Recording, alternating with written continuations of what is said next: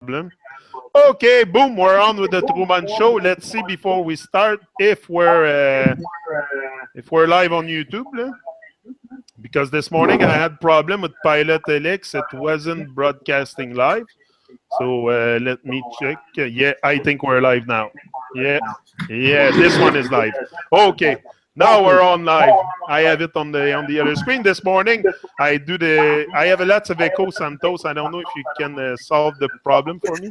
I kind of hear myself a lot. Try that. How's that? Okay. Better? Oh, that's better. That's way better. Perfect. Okay. Oh, that's it. This morning I had some kind of technical difficulties. I was a bit nervous. I thought I was going to lose the whole hangout.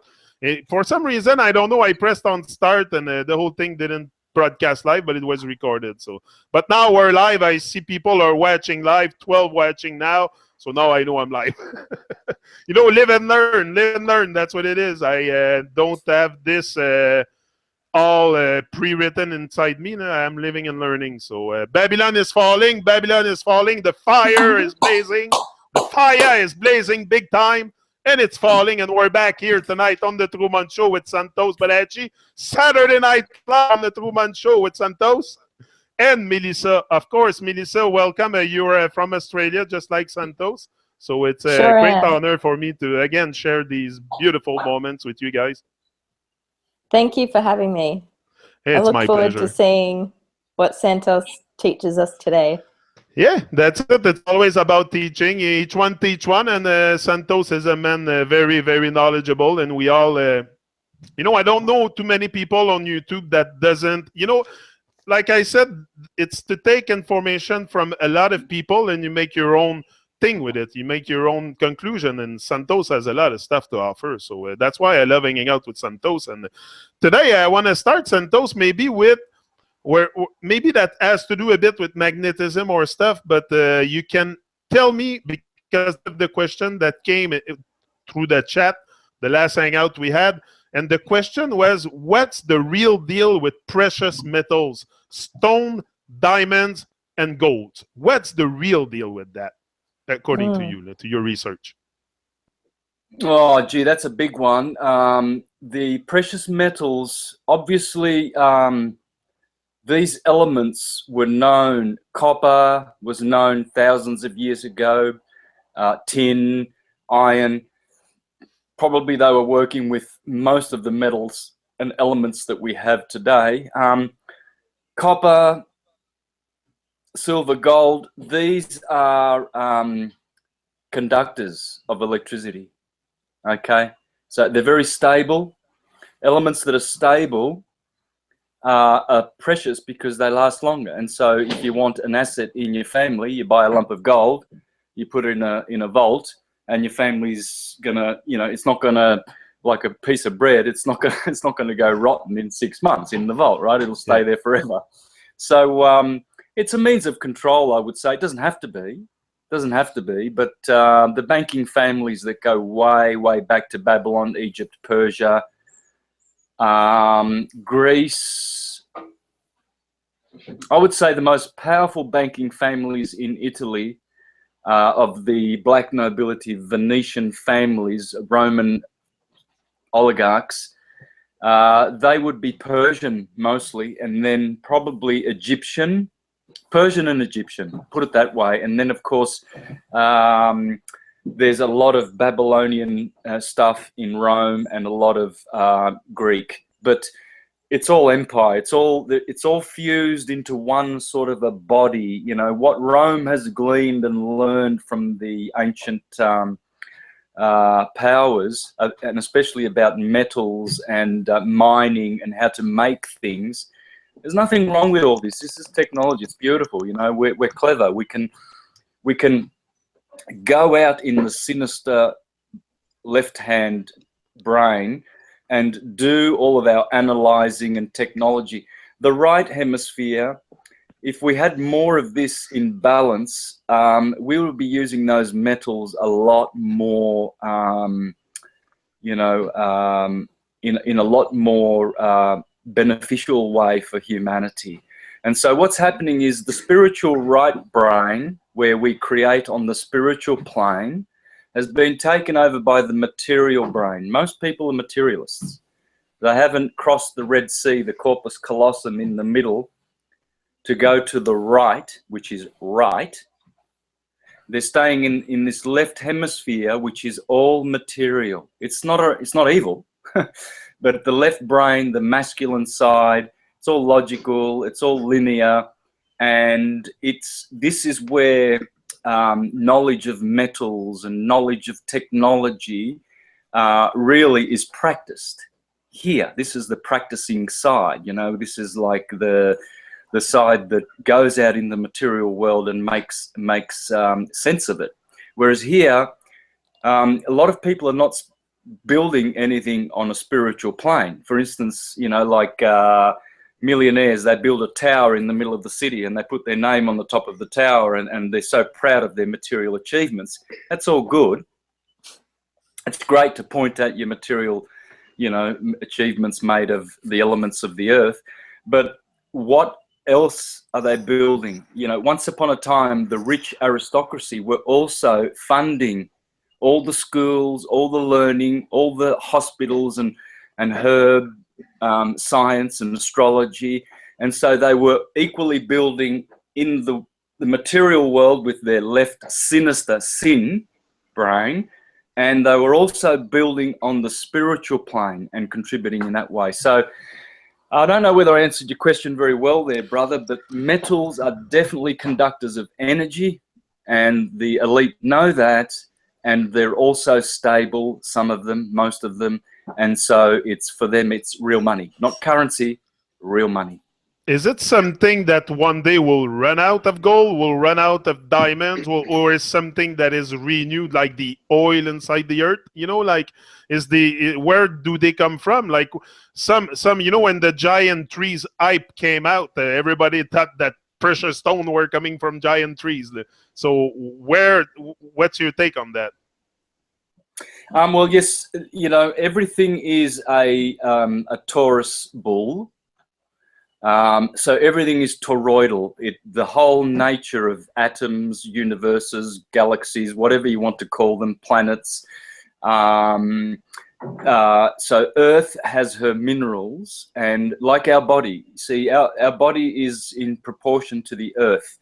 The Earth is mainly, you know, the things that we're made of: carbon, oxygen, hydrogen, nitrogen. Really, you'll find that that's what our body is, 94, 96% of our body. So, you know, we can actually suffer in trace minerals if we're not actually eating properly. So the Earth will also run out of her trace minerals, gold, silver, whatever, unless it's replenished properly. Now, in the past, the protectors of the world, of the Earth plane, the high aristocratic class that were protecting the Earth, they knew how to look after the Earth's resources, replenish them.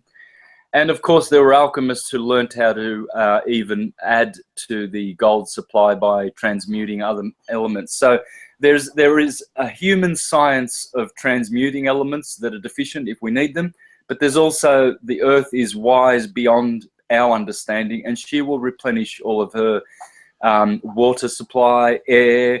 She looks after her own organism perfectly.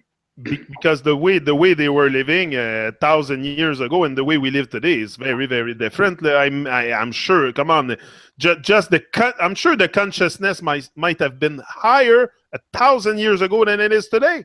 We have so much stuff to control our minds, control our everyday thinking, everything that we think. There's so much technology. We're so influenced by external stuff outside in our environment, close to us, that you know, maybe 1,000 years ago there wasn't cell phones, internet and stuff, and you know what was the connection with nature back then, and to take care of it was very different than today. I'm pretty sure of that. Yeah, well, this Earth has hosted endless amounts of civilizations and cultures and ascension cycles. Earth has been giving back to the heavens many, many advanced and ascended masters and souls. Just as the sun is able to draw water up to the heavens with its magnetic power, the same is, as the Neoplatonists said, the sun is also drawing souls upward, forever upward.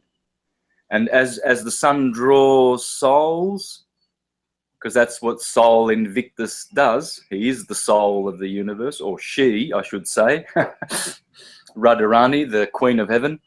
But it's also the king. It doesn't matter. It doesn't get offended if the sun's spirit is called masculine or feminine. The sun is a servant. The sun is placed there by the creator to serve us and to serve the creator as well. So it's like a mediator.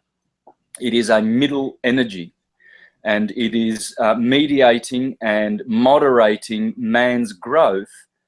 And so what happens is the earth is giving, making human bodies, wrapping spirit souls with bodies, and then she is allowing, with her opportunities of harshness and loving kindness, polarity, opportunities to grow our soul. And the sun is also lifting the souls upward and the consciousness, so that we can become helio-gnostics or helio-conscious. So we can have Christ consciousness, and we can have we can live in the solar state rather than a planetary condition. Right now, humans are in planetary conditions. We are conditioned. We have many conditions. We have the conditions of vices and virtues, but they're all conditions. Our sight is limited. Our consciousness is limited. Everything is limited and conditioned, whereas God is unconditioned and unlimited. So the drawing mechanism that God uses, which is God, is the sun. And so the sun is all-knowing. It's not just an unconscious ball of or sphere or disc, whatever you think the sun is. It's not unconscious. It is it's very intelligent. Intelligence is everywhere, you know. An ant shows godly intelligence, a leaf. And so what the sun is doing is it is growing our consciousness so that the Christ consciousness will return. And so we will be of the solar state, not the planetary condition. And that's where we are escaping. The planetary miasma, which is like a humid blood. The earth has all kinds of smells. It's like putrefying stuff that is rotting, stuff that is growing. And so it is like a humid miasma which pollutes the spiritual condition of man and forces man to really contemplate things on the material plane. Nothing wrong with that. What is wrong with it is if that's all there is. If we're only creating here from the sinister side, on the mundane plane, then nothing spiritual is going on, and we're not creating a spiritual phenomena, a spiritual reality. And so this is why the people who stay in the sinister brain are called sinners, because sinister means left. And if you don't want to be on the left where the goats are and the left-hand tantric path is, you want to go where the sheep are on the right and the right-hand tantric path, and honor the Christ energy by returning the Christ fluids back up to the head where it wants to return, where it came from, and therefore it's done its full cycle. And see, by too much drinking, too much smoking, too much sex, and at the wrong time, and the wrong kind of sex, we are actually burning that oil, and we become like the 5 foolish virgins who have no extra oil in their receptacles. And when the bridegroom comes, we're empty. And because we don't have any denarii, we haven't got any talents that we've, invested with the banks, or in other words, we don't build the gifts. The seeds that were planted in our hearts don't grow.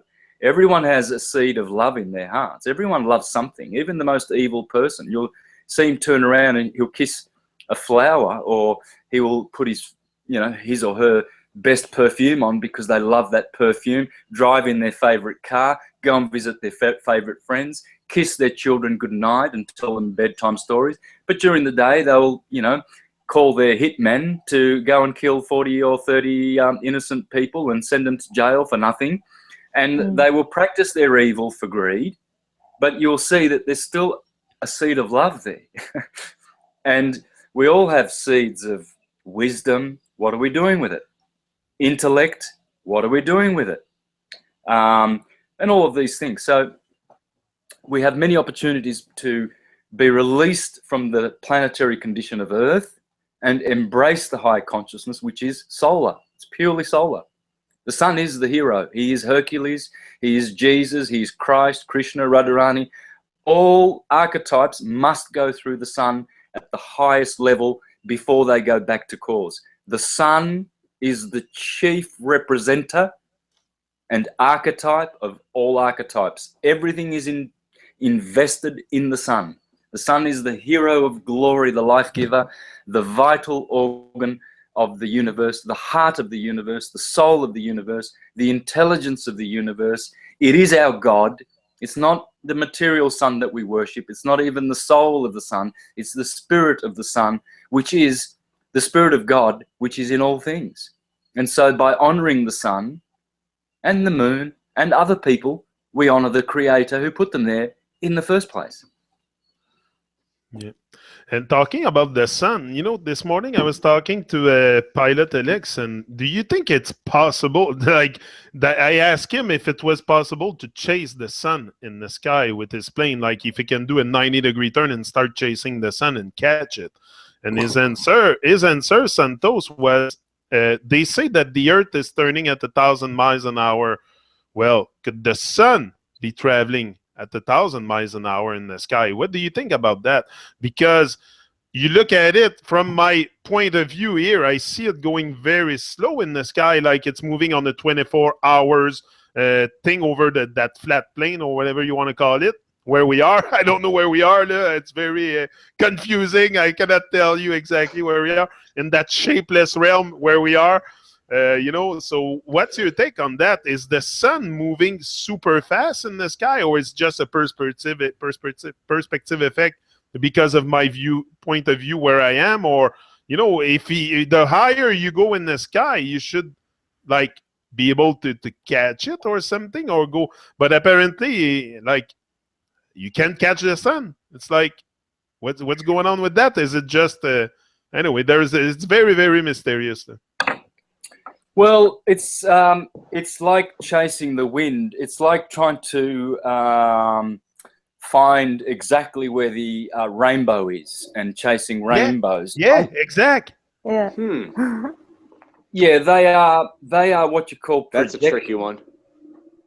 The sun is obviously a projection. So, real scientists, real ones like Eric Dollard, Pierluigi Ghina, Walter Russell, who have studied the sun for many, many years, know that the sun is not a ball of something physical.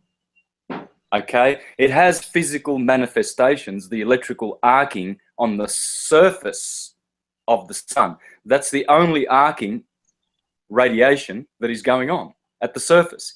Inside the sun, there is nothing. It is cold and empty. Okay, that's why when you see a black spot on the sun, that's the veil of the sun, the veil of the temple, or the body of the sun where the arcing is, and it's being pulled back, and you're actually looking inside the sun, and it's black.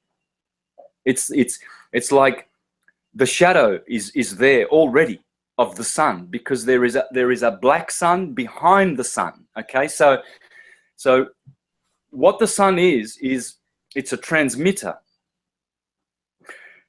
and it transmits energy from counter space. So the transcendence or counter space is where everything comes from. It's a spiritual world. It's transcendental. It has no material properties, and all manifestations of phenomena come from the transcendence. Okay, so when you're talking about the sun see, people say that the Earth is spinning at 1,038 miles an hour at the equator. No, the Earth is stationary. It does not move. It's the sun turning above the Earth at that speed, but only at the equator. So the sun here at the equator is doing 1,035 miles per hour. Okay, can you see all that? Yeah. Okay, that's the Tropic of Cancer. At the bottom here, this is the Tropic of Capricorn. Okay, so from the summer solstice, the sun always does this every year.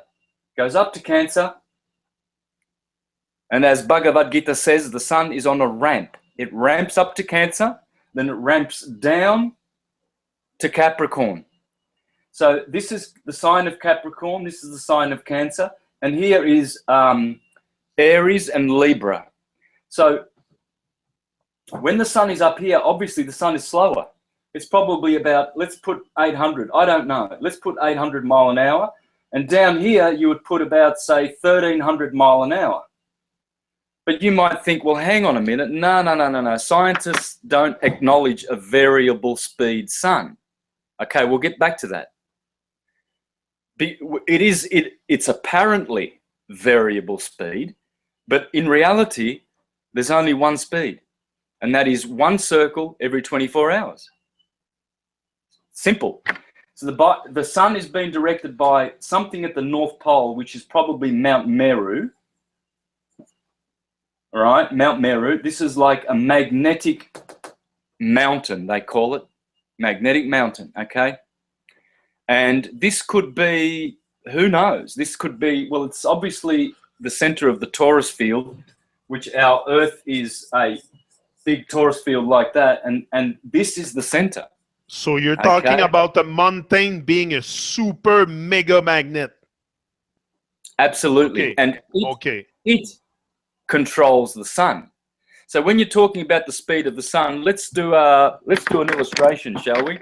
Yeah. We're gonna go on a bit with that. I have many questions for you. Okay. Well, see, I see here I've got a torch, right? Turn that torch on.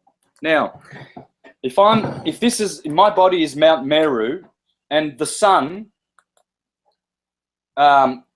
is, I'm shining my torch 2 meters away from my body, okay? So I'm drawing, as I turn around, I draw a 4 meter diameter circle, aren't I? That's 4 meters, yeah?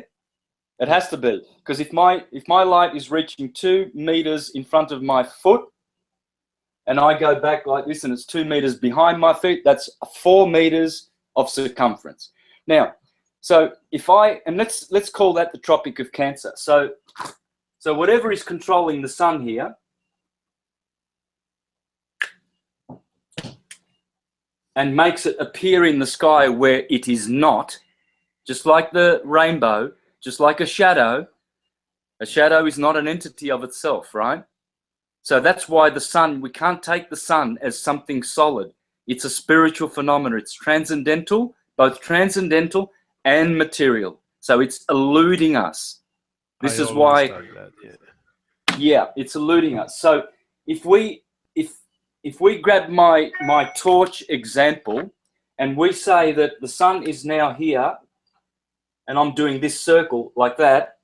Now, if I grab my torch and I point it 4 meters away, and I do the same circle at the same speed, I'm going 24 hours a day here, sped up, of course. Now I have a 4 meter radius, but an 8 meter diameter now. Before it was a 4 meter diameter, tight circle like this, going around. Yeah. And now I just extend the light out there, stick it out way further, and now the light is going around, appears to be going faster because it's going around a bigger circumference. It's like at the Olympics, you know, they've got say an oval track like this, and then you've got all the tracks on the inside like this, concentrically.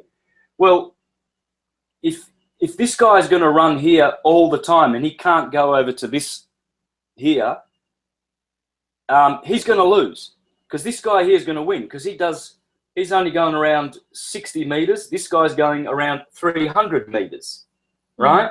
So you could call that the Tropic of Cancer and the Tropic of Capricorn. And you could ask, well, is the sun actually physically traveling faster at Capricorn? No, it just appears to. Okay? It's like when you're in a train, the trees that are close to you, they're traveling that way really, really fast, whereas the trees on the mountain over there, they're moving slowly. But none of them are moving. It's an appearance. So all of this is set up as an appearance. This is how the Creator has intelligently made a system that our senses, unless we are extremely intelligent and intuitive, right-brained, we will never understand it, because we are materialists. And so the materialists can never, ever conceptualize how the true Taurus field really, really works, because their heart is not intelligent.